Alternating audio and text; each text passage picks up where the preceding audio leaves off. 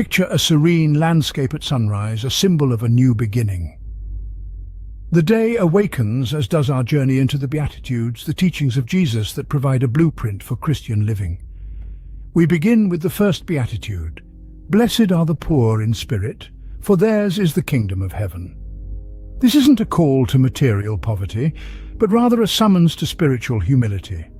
It is about recognizing our limitations, our frailties, and our dependence on something greater than ourselves.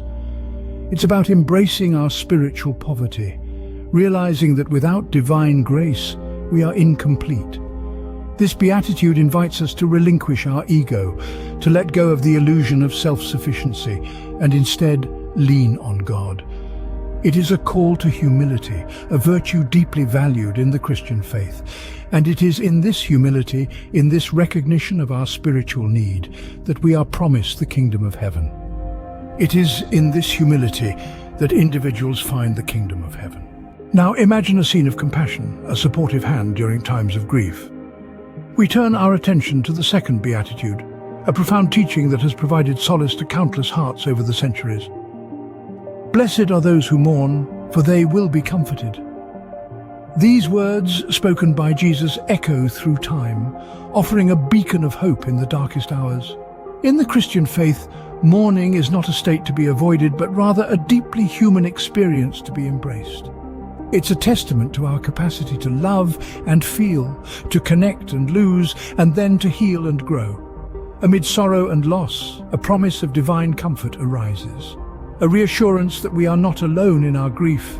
This beatitude invites us to understand that even in times of profound sadness, there is a comforting presence, a divine companion who shares our burden, lightens our load, and offers solace.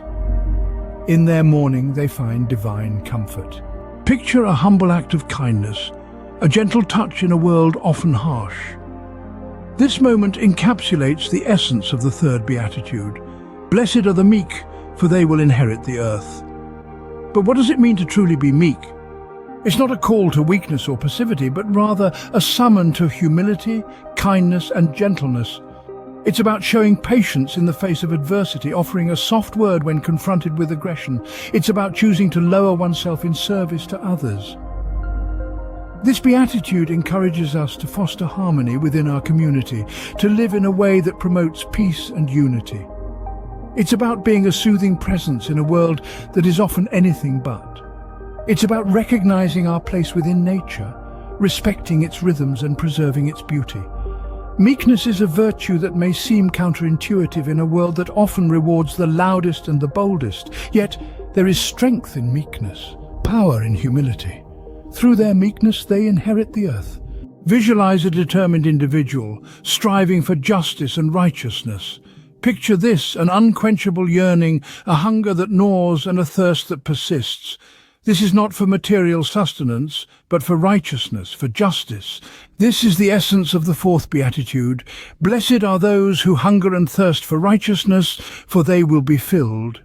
This beatitude speaks to the heart of the Christian faith, where righteousness is not merely an external attribute, but a deep-seated desire that permeates the very core of one's being. It is a call to align oneself with the divine will, to seek justice, to uphold what is good and true. It is a longing that transcends the self, reaching out to the divine in a quest for moral and spiritual fulfillment. The pursuit of righteousness is not a solitary endeavor, but a shared journey, a communal quest that binds us together in our common humanity. And in this pursuit, there is a promise, a divine assurance. In their pursuit of righteousness, they are filled. Finally, imagine a celebratory atmosphere filled with joy and gratitude. The Beatitudes, these profound teachings of Jesus, culminate in a promise of a grand reward in heaven. This is not a reward of worldly riches, but a spiritual abundance that surpasses all understanding. It's the ultimate fulfillment of a life lived in alignment with these divine teachings. Each beatitude calls us to a higher standard, a way of being that reflects the heart of God Himself.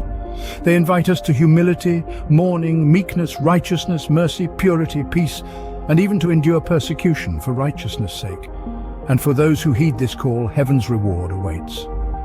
The joy and satisfaction derived from living according to these teachings are incomparable. It's a joy that springs from the depths of the soul, a satisfaction that outlasts fleeting earthly pleasures. So let's take heart and live out the Beatitudes with conviction and faith. Rejoice and be glad, for your reward is indeed great in heaven.